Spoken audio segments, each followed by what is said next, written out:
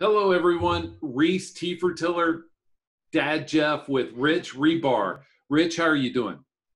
What's going on, guys? It's great we could finally make this happen. You reached out, about 5 or 6 weeks ago, and you guys were kind of coming through the air, and you were talking about doing this podcast, and reached out, and my schedule is kind of always wonky, and we finally were able to do it. So I'm glad we finally got to make it happen, because when you posted the book of that Rhys put out, I was really excited because I have a son that's right around his age. He's 15. So I was really excited to check it out, and I was talking to you a little before the show, and just as a parent, always in that ballpark of age, you just are really hoping that they find that groove, just something that they're willing to be passionate about, invest themselves fully into. And Rhys, you really came across when I was reading this that you put a lot of yourself into it. I could tell that you were genuine about the process and you really cared about the work you were doing, and that showed up immensely. So I made sure to throw you a little review, got the book myself, checked it out. But it's great that you're doing this, and I'm glad that you found an itch. And like I said, you got to have a proud dad over there. Rich was the first review. I don't know if there's been any since, but we appreciate Rich's love, because Rich and I have been playing in leagues for years. First time to meet him, see him, great guy, great guy on Twitter, especially because you survived the Twitter ugliness so easily. I don't know how you do it, but you just kind of glide on through. I don't feel that way all the time. I'm glad that it looks that way. It doesn't feel that way always. Definitely not in like a Mike Clay, Evan Silva zone, but I definitely feel like I get my fair share of backlash as well on the internet. Oh yeah, you just have to. So there's one coming out that I could. So you live in the Ohio area, and we came through a few weeks ago, a couple months ago, on our way to the hall, and I hit you up. It was bad timing, all that sort of thing. But getting around to say there's a thing, football guys, about take a stand on an over under on a team win total. The one that looked obvious to me was the Browns in your backyard. There's no way to me that they win 8.5. Like I just can't. That's off my spectrum of abilities. Can you tell me I'm wrong? I'm okay being wrong. No, not really. I think for win-loss total, I think they're probably around there, like in anywhere from like that 7 to 9 range, probably around like a mid-average team. I just think that the defense is a big problem, and they're starting to lose pieces on that defense now. They get Delpit getting the Achilles. It looks like they're going to be out. Mac Wilson's going to miss time. I didn't see what Greedy Williams' the extent of his injury was. And then they've got really shoddy depth, in the front seven. Their linebackers are already bad. They already were planning on playing 3 safeties anyways, kind of as like a base defense. So, the defense isn't going to be good. And then we've got a lot of continuity issues bringing over new coaching staff, new system altogether. I think that they'll protect the football and be a little more efficient on offense this year, but it's a tough division. They're not better than the Ravens. They're not better than the Steelers. I think the Bengals take a step forward this year. I think they're right in that ballpark. So, they're a team that easily, I think that's easily, you can go kind of and say like, yeah, I think that they could be more towards the 7 side and play for the under win total there. Cause like I said, it's a rough division. Yeah. Plus they play the Eagles, Cowboys, and Titans. In those 3 in the Texans, and it just didn't seem like that. Rhys, you got a question for Rich? You mentioned their efficiency with the new coaching staff. Do you think we will see the 2018 version of Baker Mayfield or the 2019 version? Definitely, probably, like I said, a little somewhere in between. If you look at Baker, it's like his red zone splits were just so night and day for where he was as a rookie quarterback into a second year. It's where he took like the biggest hit. And then, taking sacks in the red zone as well. Was like where all of his like efficiency really sagged off. But he was still really good, in play action. And we know we're going to get a lot of play action from that, Gary Kubiakian offense. They're going to run a lot of, probably, 12 personnel. They're going to run a lot of 21 personnel. They obviously don't even have really a lot of good wide receiver depth to even really trot 3 wide receivers out. And then that's what they did with Kirk Cousins. And Baker was still good. Where he was good was in the play action game last year still too. You get him on rollouts. He was still good outside of the pocket. What hurt him last year was definitely, that offensive line, both those tackles. They allowed combined the 5th most pressures in the NFL. You replace both those guys. You get the rookie in there, and then you get Conklin brought over from Tennessee. So you get a little more protection. You get upgrade. Now their offensive line depth is pretty thin. So if they lose anybody here, in this COVID season, or if just injuries are heightened, that could be a problem down the line. But I definitely believe that, they'll be more efficient because they're just going to be able to rein it in a little bit more, just protect the football, use play action, use rollout passing. I think Odell takes a step forward from where his fall off was last year. I mean, you just talk about a guy that had everything go wrong for him. It was Odell Beckham last year. He played the sports hernia injury. He had some self-induced play, career high 11 drops. He ran into the toughest cornerback schedule in the NFL, and the Browns actually had the toughest passing schedule in the NFL. This year they have at Sharp Football, a top 3 passing schedule by our metrics. Granted, I only like to look at that stuff for the front of the year. There's too much volatility to look wire to wire at that stuff. But so, just everything kind of went wrong for like Odell Beckham, and then that Browns passing game last year. You get like a nice little security blanket in Austin Hooper back. You got a full season of, Kareem Hunt coming out of the backfield. I think that they're just going to rein in the efficiency, probably not as many pass attempts, and just kind of use, Baker Mayfield in the, more hyper-efficient way than, Freddie Kitchens, and the rumors that was they had no game plan at all. Monken's even come out and kind of said like, hey, I basically was just like a figurehead last year. I didn't do anything. They didn't listen to anything I said. We came into games without a game plan. So, I mean, I definitely don't think that will be the case this year. But I'm curious to see just how much rollover, from the Vikings takes place. Because, Kevin Stefanski's only called plays in the NFL for 21 games. We know what kind of scheme he wants to run. Like you said, kind of Gary Kubiak lineage. But, a lot of things that the Vikings did last year were kind of out of necessity. I mean, you have Adam Thielen only play 40% of snaps. You're down to just one receiver because your wide receiver depth is completely exposed. They had none. I mean, they're starting a rookie, Olabisi Johnson, outside of Stephon Diggs. Kyle Rudolph has been always like a catch and fall tight end. They got Irv Smith as a rookie tight end. We always know the slow burn there.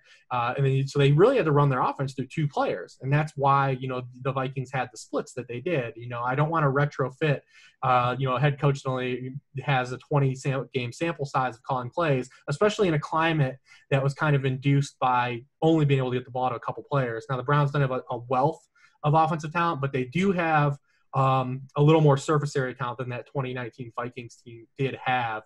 So I'm curious just to see how much exactly rollover there is from Stefanski's, splits. And then obviously I don't think the Browns are going to lead for 47% of their snaps like the Vikings did a year ago. So, I mean, I definitely am curious to see if there are a little more pass heavy. And if you look at the Vikings in general last year, they were, in neutral game script, they were 8th in the NFL in pace and snaps per play. So I'm curious to see if they do have a little more tempo than that Vikings team did have as well. So I know that was a long tangent on a lot of different things, but I do think that Baker Mayfield will be kind of in the middle. My problem with Baker for fantasy is he doesn't run. You're not getting no mobility. See, so we already know he's not going to be a high volume passer. So if you're not a high volume passer, what do you have to be? Be hyper efficient if you're not going to run. And for me, he just doesn't offer, enough. I think he'll have weeks where we can stream him in positive matchups, but he's not going to be one of these wire-to-wire QB1 types that I believe people thought he was going to be heading into last season. So I'm going to pile on something that I say way too often, Rich, is Lincoln Riley doesn't get enough credit, and Murray, Mayfield, and Hurts get way too much credit. Well, Spencer Rattler's coming too. It's right, but I meant those were reclamation projects. Jalen Hurts was a thrown. Nobody thought he would even be a 2nd-round pick when he left Alabama. Yeah, they were all transfers. Yep. Mayfield was in Texas Tech. With Davis Webb and Mahomes, said, I don't like it here. Let's just go walk on at Oklahoma or whatever. And Kyler Murray gets run out of A&M with Kyle Allen leaving at the same time. I just meant Lincoln Riley made those guys look good, and jury's still out. So the one setup I was remiss. Rich is a number crunching analytics star for Sharp Football. And so I was really happy. Was it last year that you and Warren took up the mantle together, and you guys do great work. So I wanted to make sure I threw that out there early. Rhys and I love the stuff that you guys put out, just because it looks at things from a different angle. You know what I mean? Like you mentioned context with Minnesota last year. Olabisi Johnson now is a starter, if for the Vikings, I think it's Justin Jefferson's going to be the 3. But we still have to figure out what are they going to do, and how much is Stefanski bringing with him, to Cleveland. So Rhys has been one of those guys that has looked at Stefanski last year.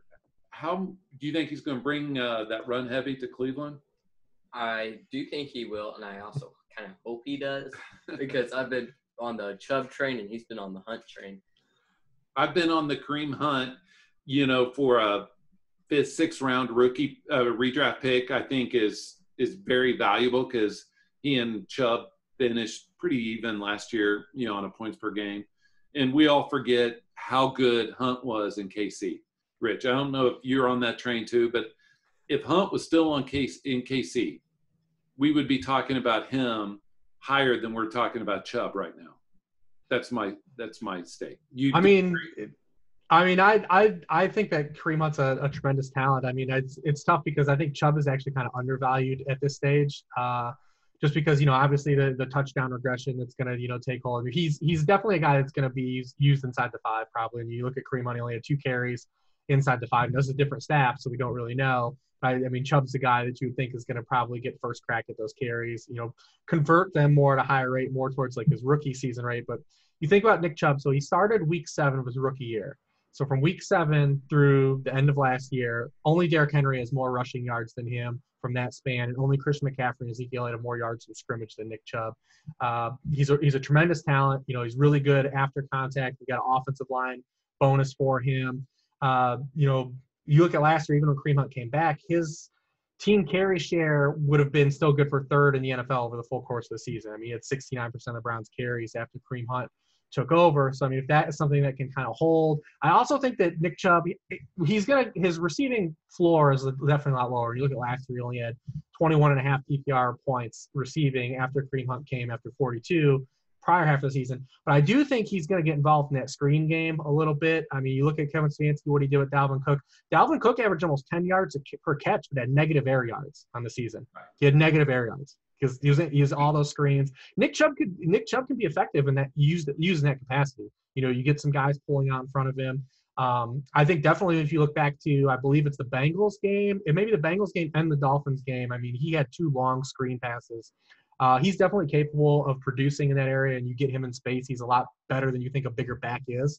He makes a lot of people miss. It's not all just broken tackles like a Chris Carson is, a guy that's going to have guys bounce off him. But, it all depends on game script for the Browns. I mean, that's the key. I mean, because you could want to do a number of things. The Packers are in this boat too. Packers are giving us all the signals in the world. They want to run the football. Matt LaFleur wants to run this, Tennessee 2.0 offense that he had. But if this is a team like Green Bay that they were overachieved, they had a 13-3 record. They should have been more. They played more like a 9-7 team. Out of all playoff teams, they led for the 3rd fewest amount of snaps. If you want to run the football, you have to have leads late in games. And if the Browns are able to have leads late in games, then that's going to be a problem for Nick Chubb. The problem with Kareem Hunt is just where his cost has gone, because definitely the upside is there from a projection stance. You say, well, Kareem Hunt's projected this in the split. He can definitely outsee that if there's a Nick Chubb injury or his role expands. There's room on the bone for him to be a value. But he started to jump up, and now he's in the top 24 running backs in ADP, which is the problem. Because if you look over history, when we've taken these running back 2s on their team in the top 30 running backs in the top 24, it just hasn't worked out. These guys haven't hit. In 2016 was the last time RB2 on their team was a top 24 back. It was Derrick Henry, his first year with DeMarco Murray, and he ended up finishing as the RB36.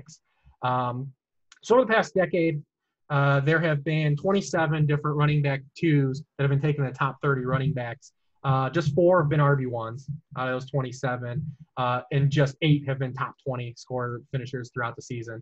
So, I mean, we're really taking Kareem Hunt an area where you're counting on him to have season-long value instead of the time. You don't want to run in now to 4 weeks where Nick Chubb misses time if you have your RB1 for a month, like you would have if you take like a Tony Pollard at RB40 and say Zeke misses 2 games, you've got your RB1, but you're not counting on Tony Pollard where you take him to be an instrumental part of your lineup construction. Now where you're taking Kareem Hunt, you're counting on him to be a part of your weekly roster. And that is where I kind of have like some pushbacks. I definitely believe in the upside in Kareem Hunt and the ceiling that Kareem Hunt can get to, but now we've kind of taken the cost to where your weekly roster, you're counting on him, and it's a problem because he could easily be a guy that settles into the 8 to 12 touch range, and that's just not a lot of safety, and there's a lot of fragility in those touches if his reception output and his target output is reduced. Because remember, he was third on the team in targets over that stretch, behind Odell Beckham and Jarvis Landry. Well, they added Austin Hooper, and when they signed Austin Hooper, they made him the highest paid tight end in NFL history before these two recent deals for Kittle and Kelsey. Austin Hooper's going to get his targets as well. So, I mean, if Kareem Hunt is a guy that was maybe on like an 85, 88 target pace last year, falls back into like the 65 target pace for the full season, that's going to injure your weekly viability. And that's kind of where I think that the cost has gotten too far now. I believe, like I said, the upside's there, but he's definitely reached a price where I can't take him because I want to take players. Like, I can't take him over a guy like DeAndre Swift or something like that that could have weekly viability. And I just think it's gotten too high for Kareem Hunt. That's an interesting take because I agree with you on 95% of that. The two use cases I come to, because you can tell I live in the world of IT, so I think of use cases. One was Ingram with Kamara, similar, the roles reversed. And the other was, and now I'm going way back into you and I's fantasy history, was Larry Johnson and Priest Holmes, where, that offense was so productive. Now, I don't think Cleveland's going to be that productive of an offense, but I do think that game script, if it goes south for the Browns, will be positive for Hunt, not Chubb. Yeah, absolutely. I mean, if we can get the Browns to be, the 2017 Saints, then yeah, there's a lot of room for that for both those guys, kind of be effective. Maybe we run into one of these seasons where you have a guy. Because I mean, it's not, when you talk about these RB2s over history, it's typically not a guy in the prime of his career that was producing at an RB1 level and circumstantially was forced in this position that he's in now. I mean, it's self-induced. I'm not trying to make an excuse for Kareem Hunt either. But yeah, I mean, it's typically not one of these guys. It's either typically a rookie we believe can elevate, or a hanger-on. And Kareem Hunt definitely doesn't fall into that category either. Yep. So that brings up Dobbins, right? Because Dobbins has to be considered in the same thought process, right?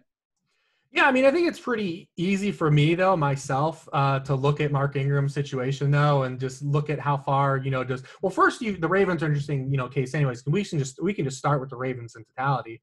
The team regression that they'll have. I mean, this is a team that scored on 57% of their drives last year, which matched the 2007 New England Patriots for the most efficient scoring offense per drive in NFL history. Teams that have scored on over 50% of their drives, the average loss of touchdown reduction is 14 per team. So just the Ravens in general are going to score fewer touchdowns than they scored last year, just inherently. That doesn't mean they're going to be a bad offense. If you look at, like, the Chiefs were in this boat to 2018 coming into 2019, and they scored fewer touchdowns last year, but they weren't the regression didn't make them a bad offense. People hear the word regression and think like it's boogeyman, you got to run away. It's just providing context that this is how hot the Ravens ran last year. It's not that they're going to regress to being a bad offense. It's just that they're going to regress from being this unholy entity, that can't be stopped, so you look at Mark Ingram, he's a guy that really benefited. So you look at Mark Ingram's actual usage, just 15 touches per game. He was 24th at the position in touches per game, lived off of touchdown production, specifically got really fluky in the receiving game. He had 5 receiving touchdowns on just 29 targets. Definitely don't believe that that's something that's going to be sticky. But the thing about Mark Ingram, I think that he's just loved in the locker room. I mean, you can see he's infectious. He's the guy that they're always bringing up to the podium after the games. His teammates love him. I doubt that, he's just going to go from being, a guy getting 15 touches a game and just reverting to not being used. I don't think we'll have like a situation where Dobbins completely runs him out this year. But like I said, Ingram's going to be 31 years old in season. Definitely he's due regression, especially those receiving touchdowns. Wasn't getting a lot of touches already last year per game, as many as people think, especially where his, scoring output was for fantasy. And then just on a team level, they're going to come back down to earth. So, I mean, it's really hard for me to invest in a guy like Ingram. Even where his depressed costs, I would probably rather take a shot on Dobbins' upswing and hope that maybe at the end of the year he could be like this year's version of Miles Sanders. But we know they're not going to throw the ball to their running backs a lot. That's just who really kind of what Lamar Jackson is anyways, these mobile quarterbacks. I mean, there's just not going to be a lot of passing upside, I think, for Dobbins, and then he's going to be in a timeshare as well. The upside's definitely there. But, yeah, I think it's just more I'm interested in really just avoiding Mark Ingram. I hear you. I hear you. Well, the reason why I like Dobbins a lot this year is maybe not because of the regression, but because of how much volume the Ravens rushing offense has.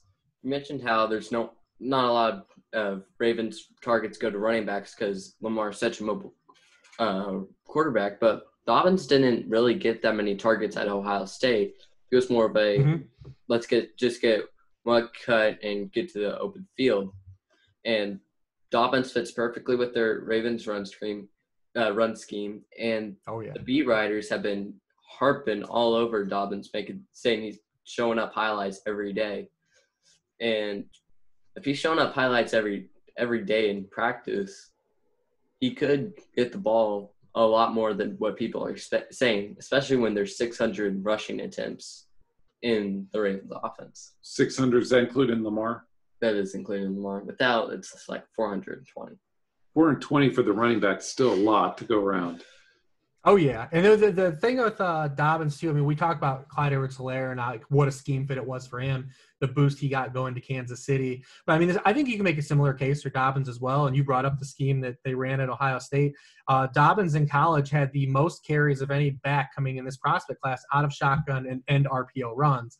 And the Ravens were first in both categories last year, obviously, playing with Mark Jackson. So the scheme fit is just as good. I just, obviously – from a fantasy stance, we love when guys catch a bunch of passes, and like Clyde Edwards-Helaire went to like the legit spot to where, his head coach has unlocked using backs in the passing game effectively. So that kind of gives him a little boost. But I think you could really make the case that for Dobbins' skill set, he went to a perfect marriage, almost as good as Clyde Edwards-Helaire's fit for, his, style play.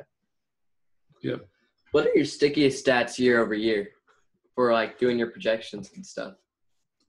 Well, I mean, I just, a week ago, I put out a series of, the stickiest stats for each position on a weekly per game individual basis and then per season. So, I mean, obviously it varies from position to position. So what position do you kind of want to start with, or do you have just one you want to drill down into that we can let's toss it to you, man. You're the guest. You get to choose. Which one? I mean, what do you want to hear about? Definitely, probably not quarterbacks, right? No one cares about quarterbacks. So we had Scott Barrett on, and he thinks, I think it was Scott, not Graham. Those two back-to-back, so I get him confused, the bars. But Scott said that quarterbacks were efficiency, running backs were on snap counts. Yes. Volume is key, things of that nature. I would love for you to say he's wrong, so I can put out on Twitter that Rich called out. No. Scott's usually right. I mean, everything. So anytime you want to look at like for rolling over stats that happened last year into this year, the first thing you want to focus on that is the stickiest, that has the highest influence of staying the same and then impacting following your scoring is per game data over these bulk stats. So, I mean, that's where you can try to work in like, some of your injury discounts, some of your missed time, and some of your factors. That's why a guy like Mark Ingram. So we look at like his per game usage. So we always run into these variant seasons. Touchdowns change a lot in fantasy football. So if you have a guy that ran hot in touchdowns, but his usage didn't line up, I mean, that's how you're able to outkick that opportunity. He scored a bunch of touchdowns. Granted, Aaron Jones is in a similar way. Aaron Jones is only 14th among running backs in touches per game, but you become the second highest scorer by not missing any games and scoring 19 touchdowns. So it's really easy to inflate your fantasy stats that way, and that's what Mark Ingram was. So we want to focus on these per game stats first. So when you look at these per game stats that are stickiest, touches per game, rushing attempts per game, yards from scrimmage per game, then you got your PPR points, your standard, your half point PPRs all stay the same. Receptions are all good. All those are like 45% and up, like have influence on like following your stats and in that same category, roll over into the year, stickiness, so to speak. This even per game touchdowns drop off. Way back, but it's like more like 25% of last year's touchdowns make up what you scored per game the following season, and then touchdowns on a season level are even lower than that. So anything scoring related, touchdown related, and that's throughout every position is really the least to catch on to. So I mean, it's really got to be cognizant of these fantasy seasons that were influenced by high touchdown totals. And it's definitely where I found like in your home leagues you can take advantage of, because a lot of people think about just like, well, that guy scored a bunch of points last year, I want him. And you don't think about how he scored his points. That's typically where you can see some of these guys be overdrafted, the following season, because, there's just a lot of variance in touchdowns on a team level, a player level. Then when you get in the running back position, I mean, you figure running back touchdowns, 40% of all rushing touchdowns are scored just on 4 yards of the field. of all NFL rushing touchdowns are just scored from the 1 through 4 yard line. So what do you have to do to get there? Your offense has to be there first. Your offense has to be on those yard lines. I mean, you look at a guy like Aaron Jones. He led the NFL in carries from the 1 and 2 yard line last season. So, I mean, what if just the Packers don't get to the 1 or 2 yard lines, as many times this year? That's going to bring it down inherently, just opportunity based. So, I mean, you definitely want to those per game stuff. Definitely you want to fade touchdown stuff. There definitely are guys that are better touchdown scorers than others, but you don't want to overinflate guys that ran hot in the touchdown total or depress too many guys that ran cold. In converting touchdowns that we brought up in Nick Chubb earlier. You don't want to definitely suppress those guys either. Quarterback's interesting because a lot of people think of like quarterback as the safest position. And I've done a couple articles recently that kind of shows that actually quarterback's like one of the more volatile positions and one of the worst to invest in early, and we say that all the time, hey, take your quarterbacks late, but we still have such a long way to go. I mean, we still have 2 quarterbacks being taken in general population leagues in the 2nd round. This year, the average QB1 is still going at the 2-3 turn. That's way too early still when you factor in opportunity cost. Now, Jeff, you play in a lot of these super flex leagues, and that changes the dynamic. Oh, yeah. But in these just regular home leagues with these, start 1 quarterback and you're starting 2 running backs, 3 receivers, the opportunity cost is just far too great for these guys to be considered that high. And then when you look at just how good we are at drafting the quarterback position, it's by far the position we are the worst at. Because when you think about it, it's the most that's impacted by touchdowns, and that touchdown efficiency. You run hot in touchdowns, you boost your stats, high touchdown rates passing. You look at Lamar last year. We thought he had a great rushing floor. You got that. But when it comes to 36 touchdowns, the roof is blown away. We've seen it, those touchdowns kind of oscillate and revert back and forth. And then when you look at per game levels, quarterbacks in terms of per game correlations are worse than the running backs, wide receivers, and tight ends in the things that stay the stickiest per game for those positions. Like the highest correlations at quarterback that are significant are like passing yards per game, fantasy points per game, but they're at a far lower correlation rate than it is at those other positions. And like I said, just because it's so influenced by, passing touchdowns, on a weekly level and on a seasonal level, like how many touchdowns you throw in a given season and per week, it's really going to carry your line. And that, like I said, there's just too much volatility there to count on those touchdowns, having one weekly stability or season-long stability. That's why these guys like Lamar Jackson, Ryan Tannehill, we project these touchdowns definitely, come way back to Packer. You have a guy like Jared Goff last year who throws for 4,600 yards, only 22 touchdowns. But how does that happen? Well, he had 7 passes completed that got tackled at the 1 yard line, and not after any of those 7 passes did he throw a touchdown pass. They were all, he did sneak 1 in afterwards, so he got the points for that. But the other 6 were either Todd Gurley or Malcolm Brown touchdowns, and 1 they kicked a field goal. So that's how you just run cold, in the season where you don't put together the scoring line. If Jared Goff has those 7 passing touchdowns tacked on to his output from last year with those 4,500 yards, those 4,600 yards he immediately goes into like a mid QB1 quarterback where he was the year before, in totality. And we have a totally different view on Jared Goff than we probably do heading into this season if those plays happen. So, I mean, it's just one of those things. You just kind of, like I said, don't elevate too many guys that ran on the plus end of touchdowns and don't depress too many guys that ran the cold end. So let me jump in. Rhys is anxious. So let me jump in on 2 things. The one thing about it is last year, most people miss this, but Mahomes was quarterback 4, 5, 6, depending on your scoring on points per game. Right. Throw away the Matt Moore. I'm not even talking about the Matt Moore starts, but just the games that Mahomes started, his points per game wasn't that great. And that division was horrid, even on the defensive side. And so you're right. Mahomes going at the 2-3 turn versus Dak going in the 7th or whatever. It's pretty easy. And the one question I had for you on stickiness, and I'll let Rhys jump in, is I would think that rushing yards for a quarterback would be somewhat sticky. True. So so it's one of the stickiest, but it's one of those things where just too many guys don't do it. Right. So it stays sticky because there's so many guys producing this lump sum of yards that don't matter. I was one of the people that was at the forefront of highlighting these quarterbacks that do run and the floor that they provide, just the way fantasy scoring is. But you'll never have like a strong correlation pop just because there's not enough guys that do run still. And now more guys are running than ever. 3 years in a row, NFL quarterbacks have set a new NFL season high in fantasy rushing points that have been generated from the quarterback position. But it still only made up 14.4% of all quarterback points scored in the league.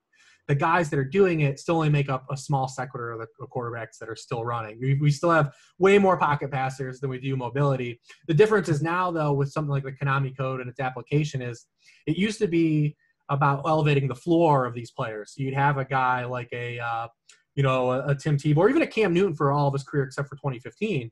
The reason Cam was always such a high-scoring quarterback, it wasn't, he only finished higher than 18th in passing points per game just once. But, the way fantasy is scored, the weight of these rushing yards and these rushing touchdowns, compared to passing production, where, you think a point for every 10 yards of rushing, they're still getting that for quarterbacks, whereas it's a point for every 25 yards passing. They're getting the full 6 points for these rushing touchdowns. It gave these guys a higher floor than, you would assume, just watching football, saying that guy's a good quarterback, that guy's a bad quarterback.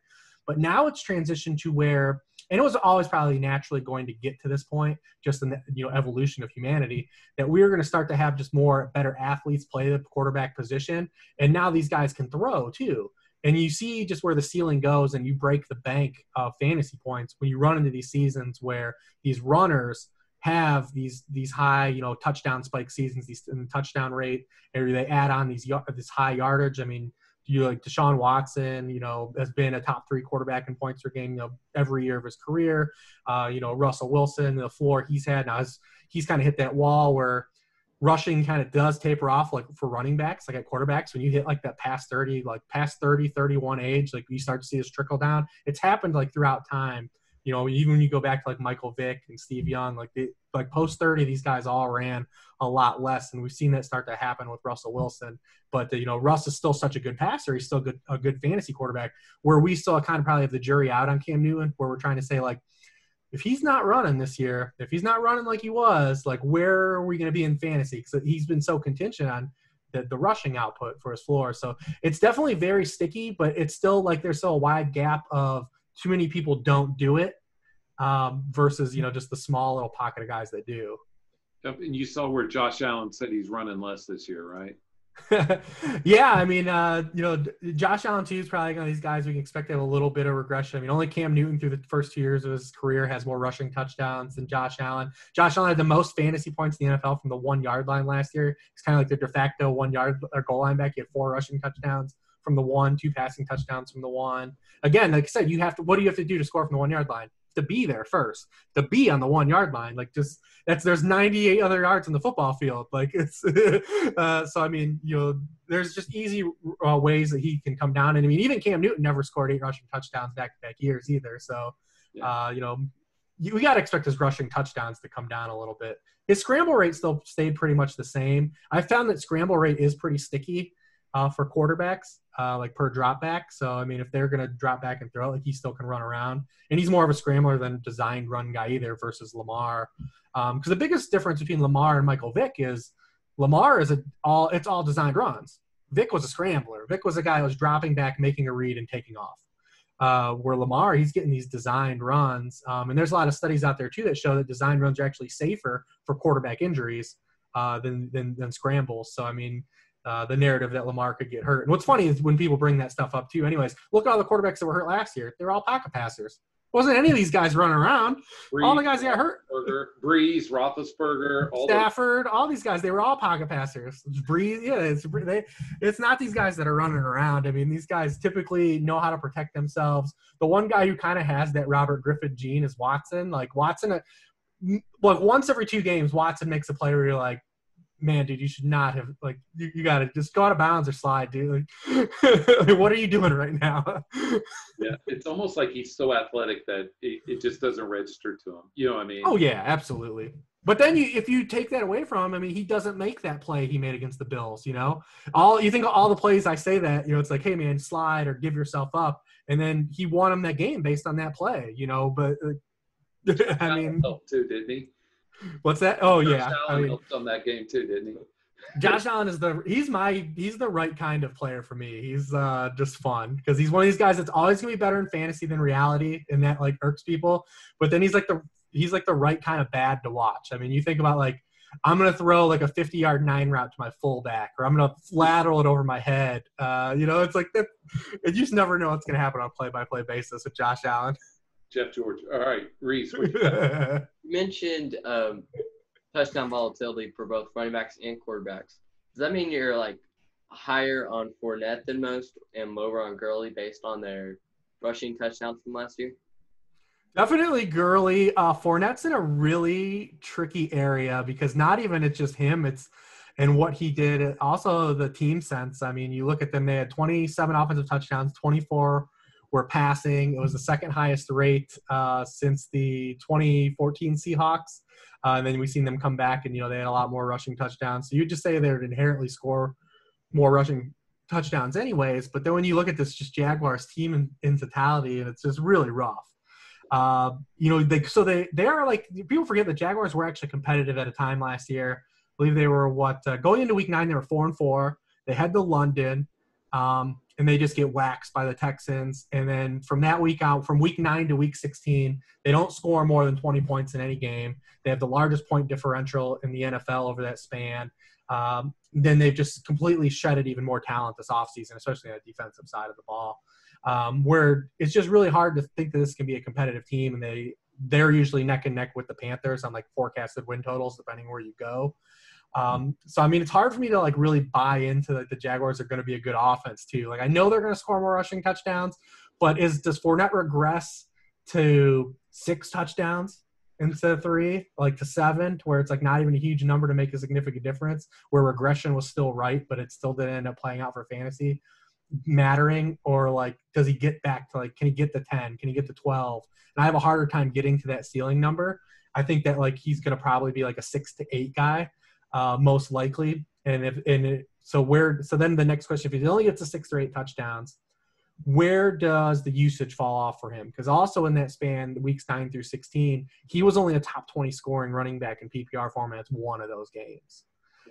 When they got bad, he got bad. And that's, natural. We always are worried about running backs that play for teams that are really, really that bad. And that kind of caught up to him. Granted, if you have a touchdown here or there, it might save a week. But he's not going to be a guy you're really pinpointing to say is going to score a touchdown on a weekly basis based on his offensive climate.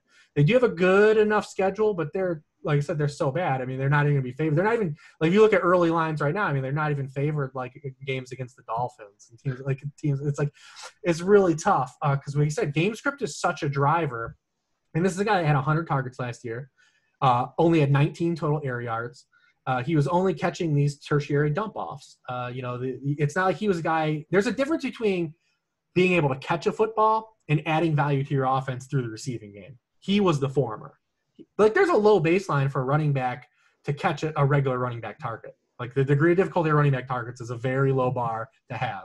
So there's a difference between able to catch a football but then add value through the receiving game, and he wasn't doing that. If their plan is to give him 100 targets and he's operating on the same level he was last year as the passing game, that's a gift to the other team.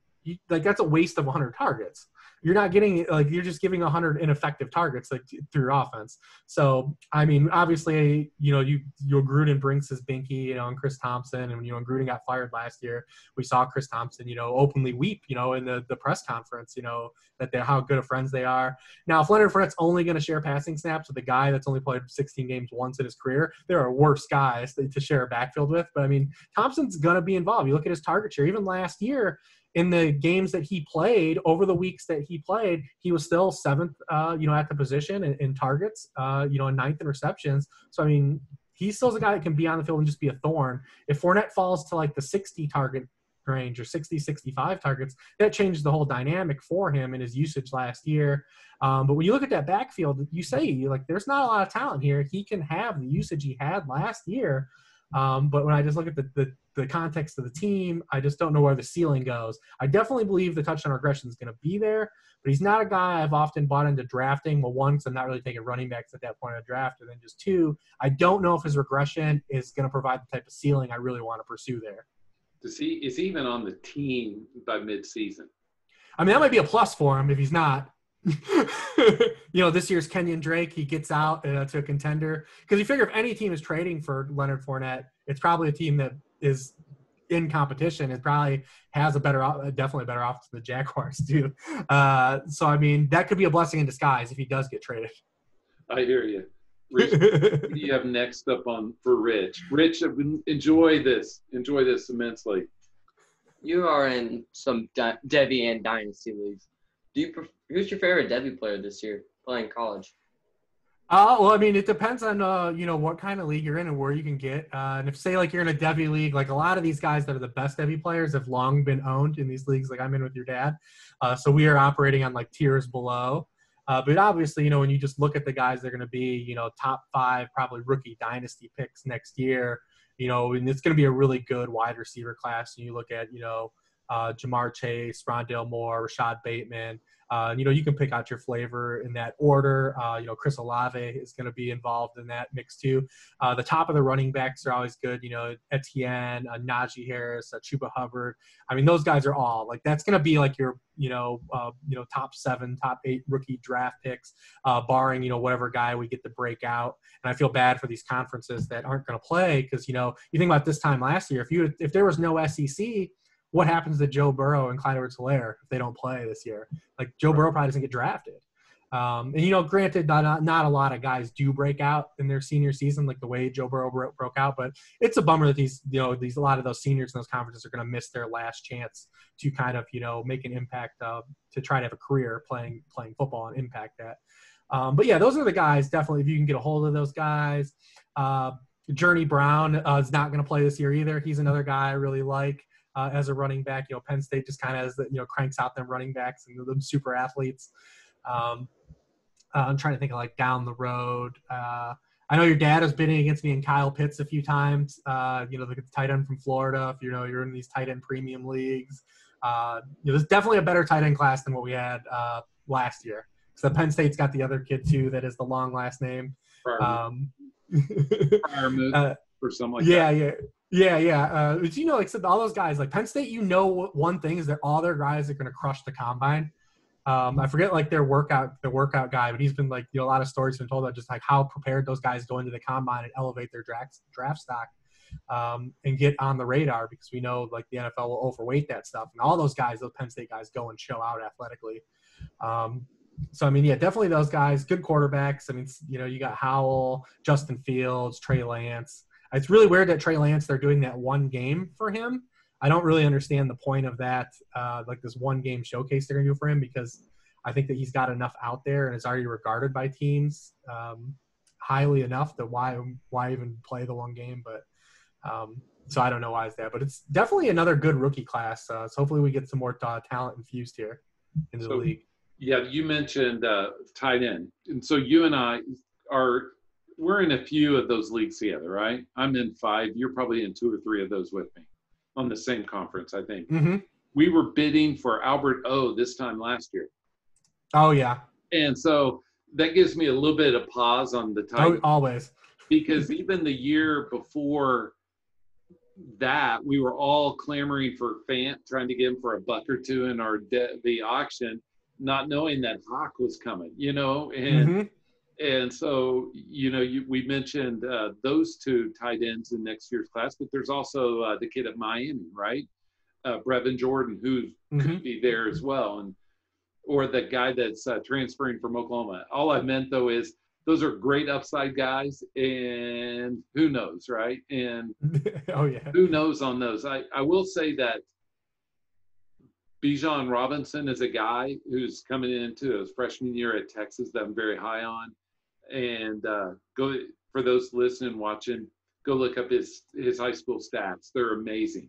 But so Rich on the Devy, not that George Pickens too from Georgia. That guy, kid is. Not that you and I have secrets from each other, because if anybody asks me, I'd tell them. I don't. For me, fantasy football's fun. But do you prefer the Devy guys that are under the radar, later in their career? Like Olave was cheap in our Devy auctions. Or do you like the guys, those really highly recruited incoming freshmen? Because like Eric Gilbert in some of those Devy auctions went for more than Kyle Pitts. Yeah, I've done a few, and I've definitely tried both approaches. Getting on the highest recruits of the year, but I mean, it's such a there's so much variance in if these kids actually make it. There's a lot goes into one, them having the opportunities to produce in college. You talk about it, you get buried behind somebody, just be stuck and have to wait, just not be as productive. Then a lot goes into even being good if you're a good prospect already through college, being good in the NFL. It's a long process. A lot has to go right for those guys to work out. I've started to shift my process just into Devy, more just being running back oriented. Trying to just take more running backs in Devy because running backs are one, if they're good, they're just going to be productive right away, and they're probably going to leave school early. They're really ever just going to be workhorses for 4 years and stay. And then they get drafted highly. And then running backs from a rookie stance are more productive than rookie wide receivers. So I've kind of shifted into just trying to take swings on running backs and get as much early production as I can. And that's kind of where I've shifted the last couple of years, is just investing more into running backs. Because I used to be one of these guys that just wanted to get these receivers, man. I just wanted these receivers. They're these sexy guys that they do fun things. They look like they're built on Olympus. The wide receiver position is just fun. And we know in Dynasty anyways, the wide receiver longevity of the position, pays out. But it's such a long burn to own a Devy wide receiver and wait for him to, one, get to the NFL and then hit in the NFL. Because it's, typically even if they hit as rookies, it's the back half of the rookie season. But usually it's year 2, year 3, where these running backs can be good right away. I mean, if you invested in, DeAndre Swift, Cam Akers, Dobbins, you're going to get to use these guys out of the packaging, which, I like to look for in my, rookie picks while I have them. So these Devy leagues I have kind of shifted and tried to be more running back oriented in recent years. But I've tried a little bit of everything, and from late breakouts to going on Rivals and looking at recruiting classes, and there's a lot of variance in all of them.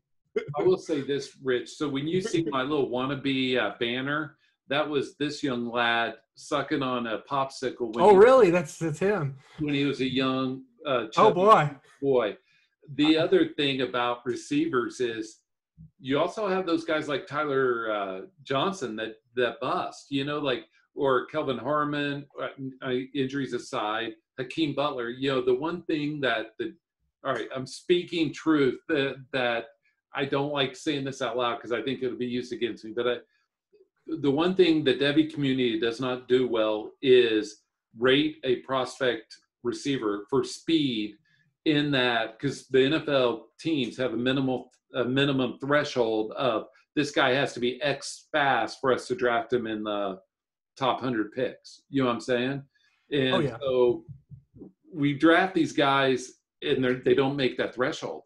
And now they're slipping in the draft, and we're like, I can't believe that Hakeem Butler's now on day 3, and Tyler Johnson's probably not even going to be the top 3, top 4 receivers in Tampa Bay, right? And Preston Williams everybody's in love with him. He goes undrafted. Anyway, Rhys, that's my soapbox, Rich, is that it's hard to quantify speed for college receivers when we see them busting on people. Do you prefer rookie or Devy assets in those leagues? It's definitely probably more rookie assets, just because, it's more immediate production that more people can latch onto. Definitely is. It also holds the most value on its own in terms of being able to trade. You typically have to a lot of people will take Devy stuff, but you're not getting as much as you can for your rookie money or your rookie picks, even in these leagues where some of these rookies have been owned for 4 years. And, our rookie drafts in these leagues are typically, it's not a first-round rookie draft. It's simply just the guys that broke out late. You'll have Burrow and Edwards-Helaire available, but then all those other running backs that we talked about that are first-round running backs this year, Dobbins, Akers, Swift, those guys have been owned for 3 or 4 years. Like, they're not even able to pick. CeeDee Lamb, Jerry Jeudy, those guys have been long gone, not even available in the rookie draft. So typically, we're fighting over, second and third round guys that, we like, and then a couple guys that just have the money are bidding on these guys that are the remaining first round players. So it's like an arms race in that sense in those leagues, which is also, it provides a strategy element. Because if you're going to be like one of these guys that is an in-between amount of dollars, it makes it really hard, because you're going to say, well, I've got more money than 6 of these other teams, but I can't even bid on Burrow and Clyde Edwards-Helaire. I can't even get in the ballpark. So now I've got all this money, and I'm going to be spending it on like 9 third-round players that are being drafted. It's a different element. So you can either kick to the future, try to trade some money to these guys, try to boost. I always try to, like, if I'm in that range, just try to help the guys that have a lot of money. Like, say, hey man, there's more money. If you're like, this dude's gonna outbid you on Burrow, to have some more, because it's stuff you get caught in no man's land between the amount of actual talent there is and the amount of cap dollars you have to spend. So it's really tricky. And like I said, those leagues are super fun to play in. Just different varying dynamics. Everyone's doing something different. Everyone's team's in a different place. I love those leagues, and I'm not even that good in them, but I love them. Rich and I've been playing in those for a long time together. And the one advice that Ryan always puts out, but he doesn't say it's for me, but I'll admit to it, is that the worst thing you can have is low money in everything. You might as well pitch all your Devy money for rookie or rookie for Devy and be competitive in something. Because just take one. Yeah. Scraps, if you're picking scraps on everything, it's rough. It's rough. I was short stacked on UFA auction recently in one of them, right? That's just ended, and everybody's going huge money on Deshaun Jackson, because he's the last scrap to go, and you're just like, come on, But anyway, so Rhys has a few more questions, and let me steal his one because I think I know this answer. What was your biggest breakout analytics? Like, what was the one that put Rich Hribar on the map, said this guy is for real in the analytics community? I don't know which one made it for real. Obviously, the one I'm most popularly known for is the Konami code. You still see people on Sundays if someone has a rushing touchdown, tweet it, which is cool. I get a big kick out of that. It's not even a heavy analytics-based piece either. It just kind of is highlighting that, like, hey, these guys are undervalued. But I mean, I'm actually not someone that, like, early on in my career, I thought about, like, coming up with like the next big stat or trying to break ground like a Mike Clay would. And then I just kind of realized that wasn't my niche. I realized that I was a lot better at taking what we already had and making the stats that we have like really useful, and just trying to hone in on what's useful out of what we have, instead of trying to really unlock some kind of skeleton key in a sense. And I really gravitated away from that, probably the last 5 or 6 years, instead of trying to knock down the door of like, hey, this is going to be groundbreaking, instead of just saying like, I'm going to make this as accurate as possible. And I've shifted towards, that direction, over the past several years. I always call myself more of like the DVD of analysts. I came in like when VCRs were still popular. But now you've got all these guys doing, like a lot of coding and R, and they're doing a lot of different things, where I'm not even there and doing that. So I got bypassed. I had like a little run where I was definitely better and more advanced technology than the VCR, but I had a short shelf life.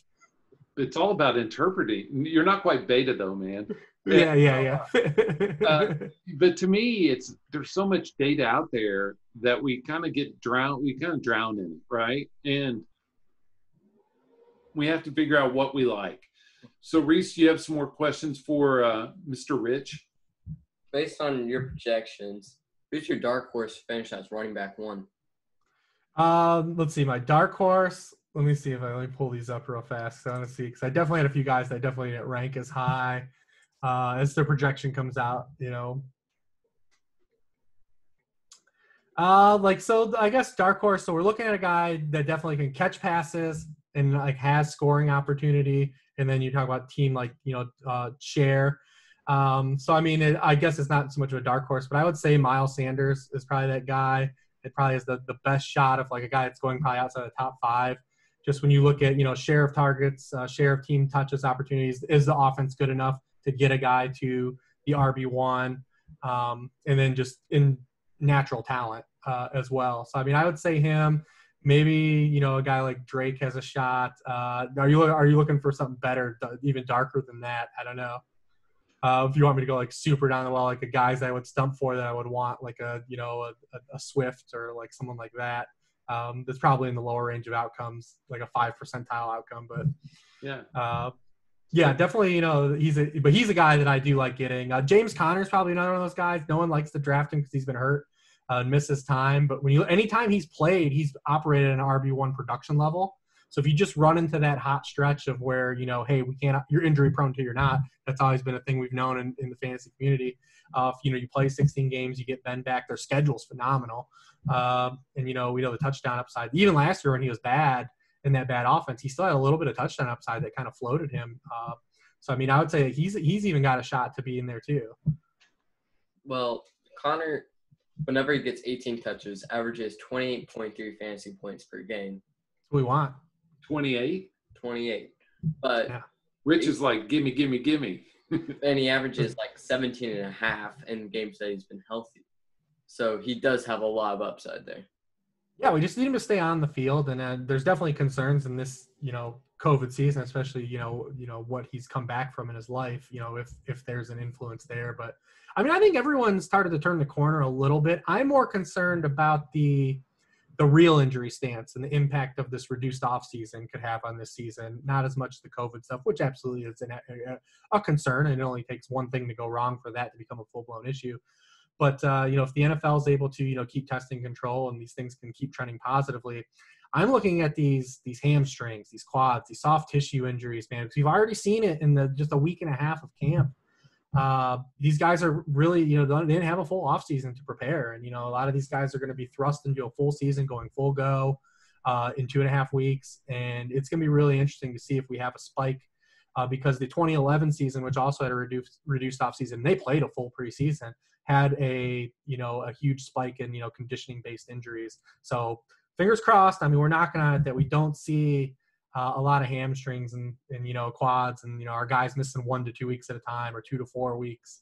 Because those can be real killers depending where those 1 to 2 weeks, 2 to 4 weeks lie in your season, depending who it is. If you had Dalvin Cook last year, great season if you drafted Dalvin Cook, but you get to use him in the playoffs. You know, Derrick Henry, you know, was great the whole back half. Didn't play week 16 if you got their fantasy championship. So I mean, all that is just timing based. You know, if we're going to have these guys miss a few weeks and where it falls in your season, how it impacts your season.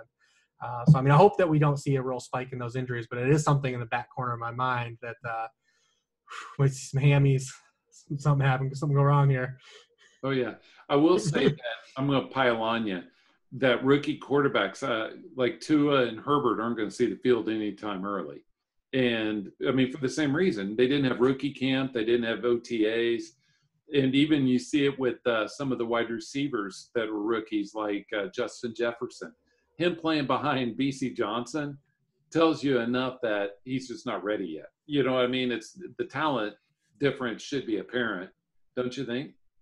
Yeah, I think in the case of Justin Jefferson, it's just the position they want him to play. So when they say he's backing up B.C. Johnson, it's more saying that, like, this is going to be our full-time slot receiver. So he's really behind, you know, B.C. Johnson, but he's going to play on 3 wide receiver sets. And you say, well, how many 3 wide receiver sets are they going to run? We know they didn't run many last year. What's interesting about Justin Jefferson, though, is that in 2018 with Burrow, he actually won outside. He only ran 19% of his routes in the slot and was still really good. And showed he could win outside. But, I mean, you know, he's been kind of pigeonholed into this, like, big slot receiver coming into the NFL. Hopefully he can break out of it because a lot of people thought this about A.J. Brown last year. A lot of people forget that he would play big slot almost exclusively at Ole Miss. And then last year didn't play the slot at all for the Titans, you know, and was hyper effective as well. So, I mean, if Justin Jefferson can maybe get some reps outside, show he can win out there, maybe we see that shift and him get some more snaps out there. But I think it's more them saying, yeah, we want him to play this role in our offense right out of the way, out of the gates. But we just don't know how many 3 wide receiver sets we're going to play. So it does make Thielen to me worth more. That's just me. Oh, I love Thielen. Yeah. What do you got, Rhys? Nothing. You sure? All right. Here's a couple on his list that he didn't ask you. We talked a little bit about analytics, sticky stats. What if you could put your crystal ball on? You know, you could just be Karnak and hold the envelope up. Mike Clay had average depth of target. That was a great breakthrough. Is there any breakthroughs that you could see that maybe we're not addressing now? You know, we have the data. Maybe we're not looking at it through the right lens. Maybe is there something that maybe we're missing? I think depth of target is definitely, you know, obviously that was a pretty groundbreaking thing, just because we, for years, when you have wide receivers, everyone just thought of wide receivers as a wide receiver because they are for fantasy football. But, we just talked about Justin Jefferson as a guy that, there are 3 different wide receiver positions in an offense, typically in a base offense. They all do different things. They get used in a different capacity.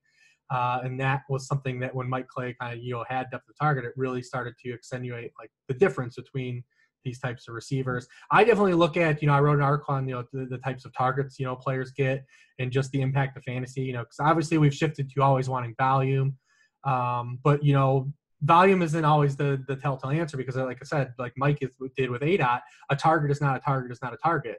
They're all very different. I mean, a guy like Tyler Boyd, the reason he underperforms, based on his raw target stances is the types of targets he gets. He doesn't get vertical targets. He doesn't get end zone targets. Those are what hold fantasy weight. But in the flip side, you see a guy like Kenny Galladay, a Tyler Lockett, these guys that are never going to be projectable to get 135, 140 targets just in the offense and the climate they're in.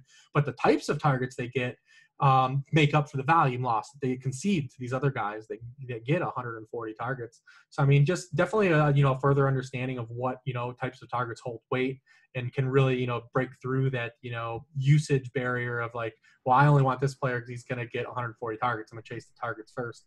Well, if there are 140 targets and targets that don't matter, then that just means you're solely propped up on the volume. And if that volume were to, have some fragility to it, then you're stuck. The bottom falls out. And that's how those players end up busting out in a typical season. Yards per team target is something that, is just starting to get used, but is a really sticky stat and really predictable it's actually more predictable to next season's targets for tight ends and wide receivers than actual targets are. And it's actually more predictable for fantasy points per game than targets are. So, I mean, you look at some guys that, were really, hyper efficient in that regard. I mean, that are probably discounted, like a guy like Cortland Sutton, who's another one of those guys that we discount. And you can poke some holes into why you would be depressed on him, but the types of targets he gets are ones that matter for fantasy. Well, he's kind of like an arbitrage on Kenny Galladay in a sense, how he's used and where he goes in fantasy drafts. So yeah, just some stuff like that. I think stick up. But like I said, I've really kind of shifted away from not trying to uncover that stuff and just make the things, that we have at our disposal, really hone in on the accuracy of those and which ones we can use more effectively and use to our better, understanding of what they are instead of just saying, like I said, we know we want volume, but all right, so what kind of volume do we want? What kind of targets do we want? Those types of things and adding context to the stats that we already have available at our disposal. And so like Rhys likes Russell Gage. I'm putting him on the spot, right? Why do you like Russell Gage, Rhys? Yeah, more red zone targets than Calvin Ridley. Hooper's gone. And the most pass-heavy offense. He's the wide receiver 3, passing option 4. And the passing option, like 2/3, and Ridley can't stay healthy for more than 13 games or so. Julio's 31, and Hurst has never been on the field for 16 games, getting that much workload. So a 14-year-old says 31's old, Rich. I mean, we were talking to Mark Ingram earlier, and I was laying out the case for, Mark Ingram being 31 and, I'm 38 and saying, like, 31. It's like, what am I saying about myself right now? But, there's definitely the context.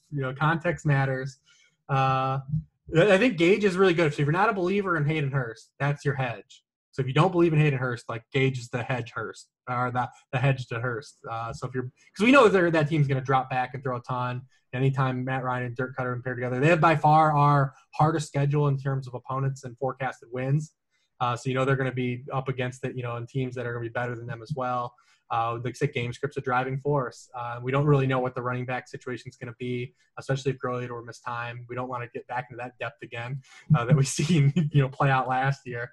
So I mean, he's the thing. If you like, I see a lot of people say Hurst got too expensive. Well, it's really easy. If you don't like Hurst, then you take Gage, and he's the hedge.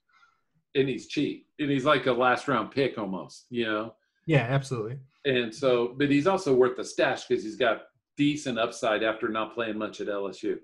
I also like Olamide Zaccheaus too, the kid that they've got there. He had a nice profile coming out of school and actually played slot in college and was productive, had 90 catches his last year. But he looks to be kind of buried on the depth chart.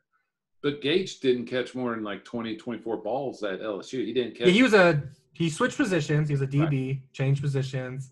So him even to get this far changing positions speaks a lot. Oh yeah. Oh man, this hour plus has flown by, so we're gonna let you go, but we want you back whenever we could fit it in the next, mid-season time frame. Sure. Hopefully you'll join us if your schedule permits, Rich, and I do enjoy playing in those kitchen sink leagues with you. Take it easy on me. Oh, come on now. We didn't even talk any kitchen sink very much, did we? We hinted at it still, but yeah, those are great leagues. Oh, yeah. I will tell you what helped me was one year in the Devy leagues, I picked up Lawrence and Fields in 3 of those 5. And so they're sitting on my taxi. And so, next time we might talk some Devy because there's contracts. There's a lot of strategy involved, and I always enjoy that. Yeah. So, Rich, absolutely. Thanks for joining us, and hope to have you on in the near future. Bye. Yeah, thanks a lot, guys.